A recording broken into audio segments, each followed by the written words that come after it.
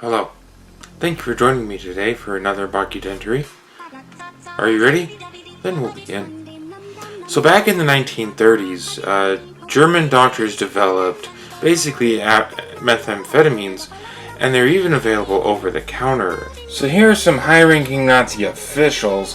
Dr. Theodor Morell is the one who developed methamphetamines in the 1930s, and he ended up actually distributing it to quite a few Germans, including Adolf Hitler, who actually died a thundering meth addict. What he wanted to do was create an energy boost for the everyday folk. Until the war started, he wanted to make it so a German could stay awake for a whole week, only needing air, no food, no sleep, nothing, to fight off the enemy. So this is Dr. Theodor Morell.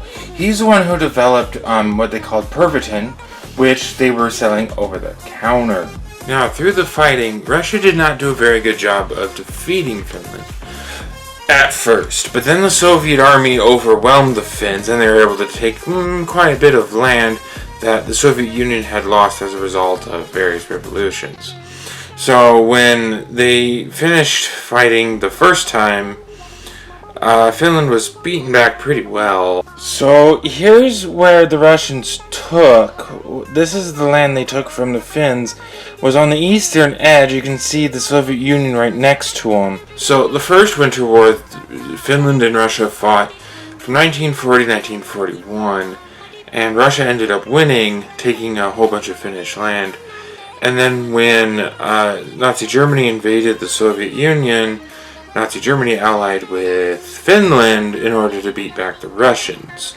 When Finland joined World War II, they wanted to get their land back that the Soviet Union had taken as a result of the First Winter War. So Finland is attacking Russian occupational forces in 1942, and one of the things they did was ski patrols. One of the people in a ski patrol was Aimo Koivunen.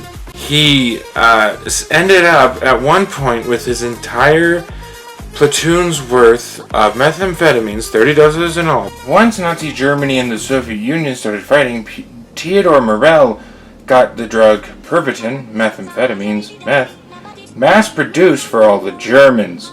People, Germans specifically, could go to any pharmacy and purchase speed over the counter. So then when World War II came to happen, the German doctors would actually give German soldiers meth doses to keep them going for days on end, super energetic, super determined, super powerful, in order to defeat the Allies, especially the Soviet Union at this point. At one point, the Soviet Union invaded Finland, and then when the Germans started fighting the Soviet Union, they joined forces with Finland and worked on getting the Finns' land back, according to them. So here we see Aimo before he took the methamphetamines. When he took them, he had very cumbersome mittens. He couldn't get to individual pills that effectively. So he dumped all of the pills, and down his mouth, into his throat, took an entire platoon's worth of methamphetamines all at once. Then he got a burst of energy. He was off like a light. He just skied his heart out. He skied as fast as possible. He zoomed through the snow, and his platoon tried to keep up with him.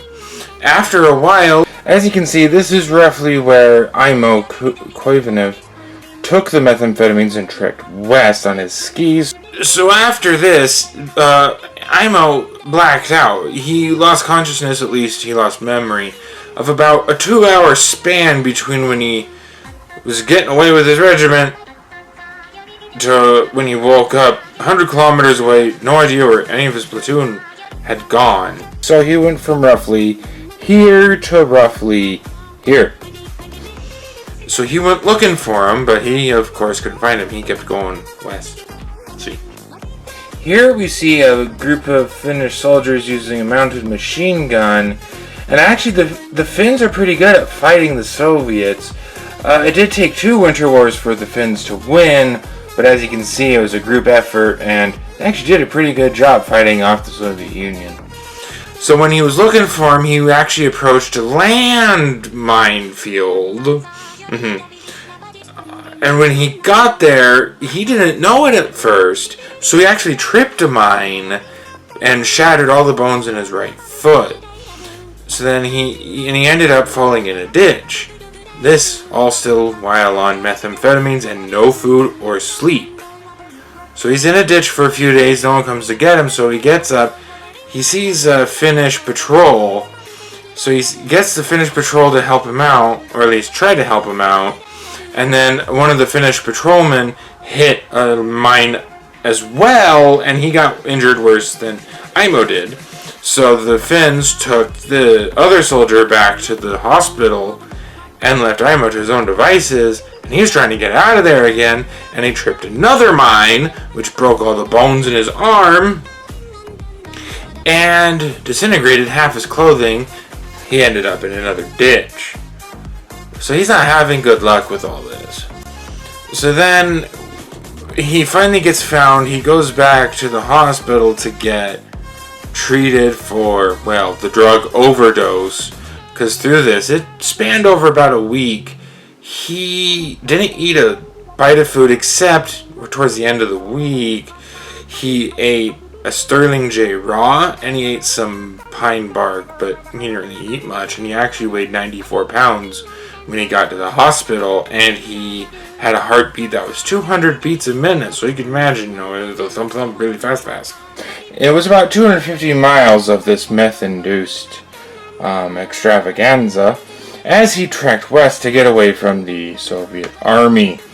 He was later found, shivering, almost lifeless in a ditch.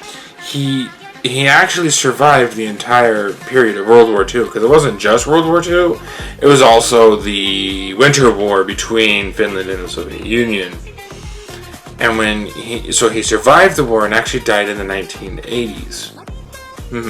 So this is a picture of Aimo right after the war.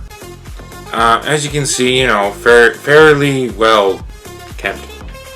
He got over his meth binge, basically. Survived the war, lived a long and prosperous life. There we have a short little documentary on something that happened around the time of World War II, because technically it was the Winter War between Finland and the Soviet Union. I hope you have learned something from watching this, and until next time, see you later.